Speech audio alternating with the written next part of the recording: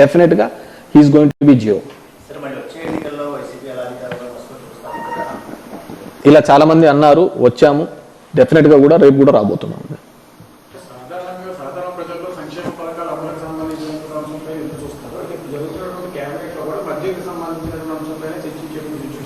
డెఫినెట్గా మద్యం పాలసీ మీద మీరు చూస్తే ఈ రోజు కాదు, ఈ మద్యం పాలసీ మీద మీరు 1999 to 2004 మధ్యలో కూడా ఆ రోజు మైసూరారెడ్డి గారు కూడా who is the big boss అని చెప్పేసి లేవనెత్తిన సందర్భం.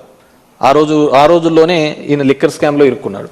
ఆల్రెడీ కూడా ఈ కేసుకు సంబంధించి నేను ఇంత ముందుకు చెప్పినందుకు ఈ డిస్టిలరీస్ ఏవే కానీ మేము ఇచ్చినది కాదు. మేము చేసిన ఏకైక తప్పు ఒకటే ఒక చోట, నిజం గట్టిగా చెప్పలేకపోయినాం, చంద్రబాబు నాయుడు లాగా అబద్ధాలు మాట్లాడలేకపోయినాం. అది మా పార్టీ చేసిన అతిపెద్ద తప్పు.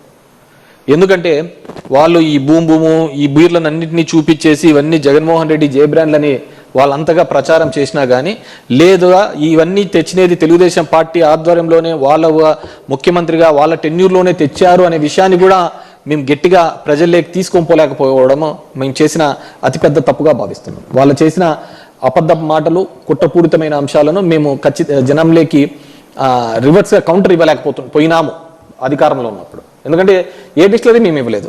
ఉన్న డిస్టిలరీస్ కన్నా మాకు ఫేవర్ చేసినట్టు ఈ విధంగా చేసినట్టు మరి ఎన్ని డిస్టిలరీస్ మీద కేసు పెట్టారు, ఎన్ని డిస్టిలరీస్ని ఉన్న ఎండీస్ని అరెస్ట్ చేసినారు, దాని ఓనర్లను అరెస్ట్ చేసినారు చెప్పమనండి. So these are all bogus. అవన్నీ ఇచ్చిన పర్మిషన్లు అన్నీ కూడా చంద్రబాబు నాయుడే.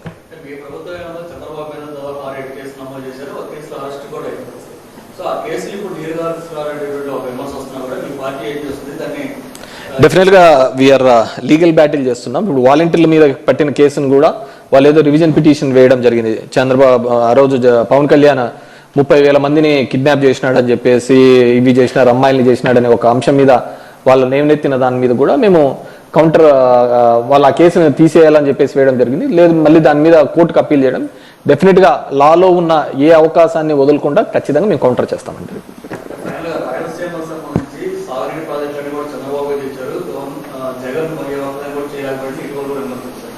చంద్రబాబు నాయుడు గారు రాయలసీమ ప్రాంతంలో వచ్చి అక్కడ రైతన్నలను అడిగితే చెప్తారు ఈయన చేసిన ఘనకార్యం అంది. ఈరోజు రోడ్ల మీద టమోటాలు ప్రతి పంటను చూడండి రోడ్ల మీద వేసి ఇబ్బంది పడుతున్న పరిస్థితులు చూస్తారు. చంద్రబాబు నాయుడు ఒకటి చెప్తాను చెప్పండి, ప్రతిదీ తనే కనిపెట్టాను అంటుంటాడు. సైబరాబాద్ నేనే అంటాడు, ఆర్టిఫిషియల్ ఇంటెలిజెన్స్ అంటాడు, ఇంకో ఏదేదో వ్యాలీస్ చెప్తున్నాడు, క్వాంటమ్ వ్యాలీ అంటున్నాడు. నాకు తెలిసి అమరావతిలో ఏ వ్యాలీ ఉండదు, ఉండేది ఒకటే వ్యాలీ, అది ఆక్వా వ్యాలీ. ఆక్వా వ్యాలీ మాత్రం సక్సెస్ఫుల్గా ఉంటుంది. మనము ఏదైనా కానుంటే ఈ చిన్న చేపలను తీసుకొని వచ్చి అక్కడ చేపల పెంపకం చేస్తే డెఫినెట్గా మంచి రిజల్ట్స్ వస్తాయని చెప్పేసి నేను అనుకుంటున్నాను. అంతకు మించి ఆ అమరావతి అనే ఇతను పెట్టిన దీంట్లో ఎటువంటిది కూడా పురోగతి ఉండదు. ఓన్లీ పురోగతి ఏదైనా ఉంది అంటే మాత్రం ఫిషరీస్ మాత్రం బాగా డెవలప్ అవుతాయి. Anything else? Thank you.